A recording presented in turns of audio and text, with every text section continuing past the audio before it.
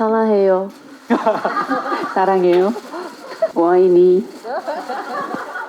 그리고 이주영 배우님께서는 어쨌든 이 영화의 설정과도 같은데 국적도 다르고 나이도 다른데 되게 돈독한 관계를 유지하면서 이 작품을 끌어가야 되는 상황이었던 만큼 하민균 배우와 어떤 식으로 교류하면서 어떻게 친해졌는지 궁금합니다. 저는 사실 생각해보면 그 초록머리 여자를 연기하는데 제가 이 캐릭터를 완성할 수 있었던 그 원동력은 정말 그냥 판빙빙 언니인 것 같아요. 이 얘기를 왜 드리냐면 지금 어쨌든 어떻게 언니와 소통을 하고 그리고 어떻게 친해지게 되었냐를 여쭤봐 주셨는데 배우들은 사실 현장에서 서로 같이 연기를 하면서 어떤 서로 감정이 오가고 그리고 우리가 많은 말을 하지 않아도 눈으로 그리고 마음으로 통하는 그런 것들이 느껴질 때 확 이렇게 마음이 열리고 가까워진다고 생각을 하거든요. 사실 초반부에 제가 초록머리 여자의 캐릭터를 만들어 나갈 때는 감독님께서 정말 많이 도움을 주셨고 그 길라잡이를 해주셨다면 현장에서는 이 하빙이라는 역할을 연기한 언니께서 저에게 보내주시는 눈빛이나 그런 그 씬 안에서의 분위기 같은 것들이 제가 초록머리 여자를 연기하는데 전혀 어떤 무리가 없는 그런 분위기를 굉장히 잘 만들어 주셨던 것 같아요. 사실 저에게는 쉽지 않은 연기이기도 했어요. 아까 잠깐 이야기했듯이 언니의 캐릭터와 저의 캐릭터는 정말 정반대되는 역할이기도 하고 제가 도전해보지 않았던 어떤 면들도 있었고 감독님께서 말씀하셨던 건 초반에 초록머리 여자는 이 하빈과 다르게 굉장히 동물적이고 자신의 욕구나 자신의 감정이나 이런 것들을 굉장히 즉각적으로 알아챌 수 있는 그런 동물적인 감각이 있는 인물이기 때문에 현장에서 정말 풀어놓은 동물처럼 그렇게 연기를 해주셨으면 좋겠다라고 말씀을 하신 거에 제가 힌트를 많이 얻었었거든요. 그래서 초반부에는 감독님의 그런 말씀 그리고 현장에서는 언니의 도움 그런 것들로 제가 잘 완성을 해나갈 수 있었고 그래서 조금 더 언니와 저의 그런 유대감 같은 게 형성이 될 수 있지 않았을까 싶습니다. 네. 네, 일단 저 같은 경우도 이 영화를 선택하는 게 처음에는 쉽지 않았었던 것 같아요. 도전적인 부분이 분명히 있고 내가 잘 해낼 수 있을까라는 의구심도 사실은 있었고요. 그런 상황에서 저는 감독님이 제게 보내주신 러브콜이 정말 어떤 가벼운 게 아니구나라는 것을 마음으로 느끼게 됐었던 것 같아요. 정말 감독님은 저라는 배우에 대해서 많이 이미 파악을 하시고 그리고 저를 영화 안에 어떻게 담을지를 이미 다 구상을 하신 상태에서 저에게 제안을 주셨기 때문에 이거는 믿고 내가 뛰어들어도 되겠다라는 생각이 있었었고 그리고 언니 빙빙 언니도 제가 고민하고 있을 때 출연을 망설이고 있을 때 너무 따뜻한 손편지를 써주셨어요. 정말 그 자필로. 근데 그 편지를 보고 제가 마음이 너무나 많이 동했었던 것 같아요.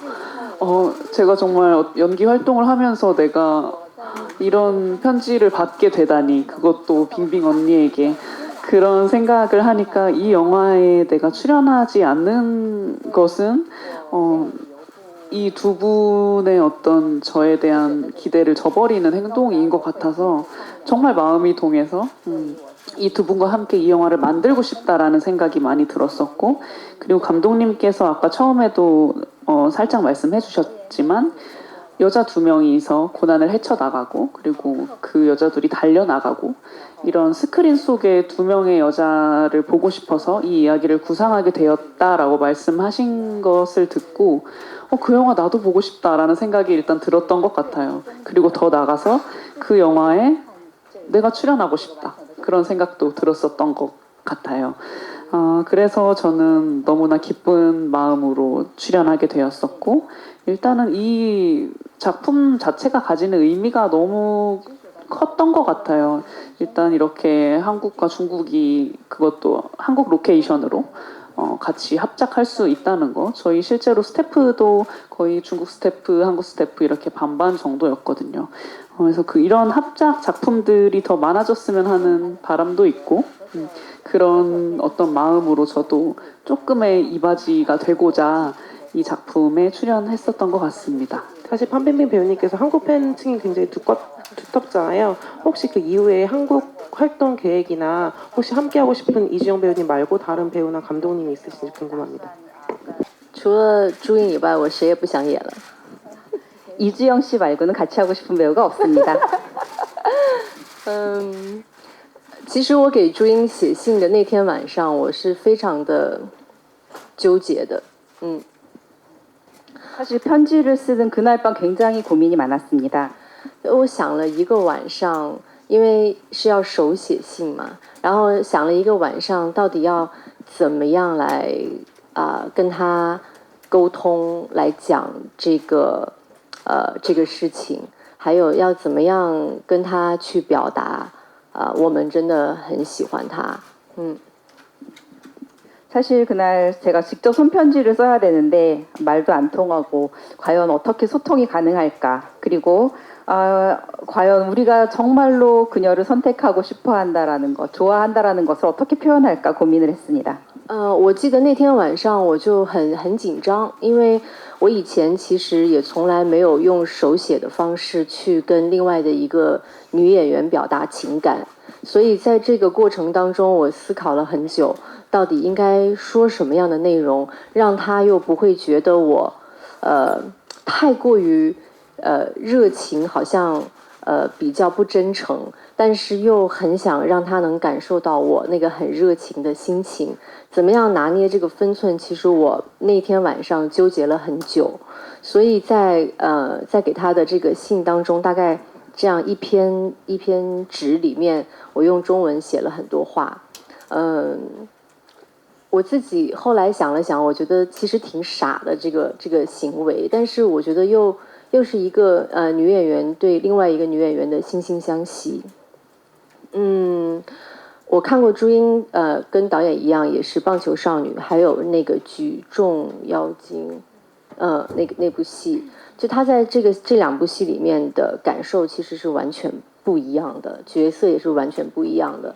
当导演在选朱茵这个角色的时候，其实他也有给我看，因为举重妖精金福珠，对，那然后呢，我。 对，一部电视剧，另外那个是个电视，然后在这个过程里面，其实导演拿了很多的女演员，因为他觉得这个戏里面你要对另外的一个女生要有感受，所以你自己喜欢哪一个，你可以先选。然后我就跟导演沟通，在当看到朱茵的照片的时候，就说：“哎，这个演员我认识，我看过她的戏，我觉得她很可爱。”但是我一看她的年龄，哇！ 好有压力，他比我小10岁，然后那小这么多，我可以跟他有很直接的精神上的交流跟沟通嘛？我会不会觉得女演员跟女演员之间会有很多的压力在？在这个过程里面，我就觉得，朱茵的这个形象，还有她的那种可爱的这种感觉，还有真切的这种感觉，是戏里面这个人物要的。 也是可以让我在戏里面能擦出火花的人，所以我们当时就决定说，那我用手写一封信的这样的形式来对朱茵进行邀请，整个的过程大概是一个这样的一个非常纠结，但是又很甜蜜的一个过程。네, 사실 그 편지를 쓸 때 제가 굉장히 떨리고 긴장이 됐습니다. 제가 손편지를 그것도 여성 연기자에게 직접 쓰면서 저의 감정을 전달한다는 것, 이것은 정말 처음 있는 일이었고요. 그래서 너무너무 고민이 됐습니다. 도대체 어떤 내용을 써야지 되는지도 고민스러웠고요. 사실 너무 이렇게 오바를 해서 쓰면 지나친 열정은 오히려 진정성을 깎아먹을 것 같아서 就像写一封情书一样。这样 그러니까 마치 연애 편지를 쓰는 것 같은 느낌이었는데요. 혹시 또 너무 이렇게 달콤하게 쓰면 진정성이 전달이 안 될 것 같고 오히려 의심을 살 것 같고 게다가 편지를 중국어로 써야 되잖아요. 정말 바보 같은 일이라는 생각도 들었습니다. 그렇지만 나중에 생각한 거는 여자가 여자에게 편지를 쓴다. 이것은 어떤 내용을 쓰고 언어가 안 통해도 마음과 마음이 통하는 일일 것이다 라는 생각을 했습니다.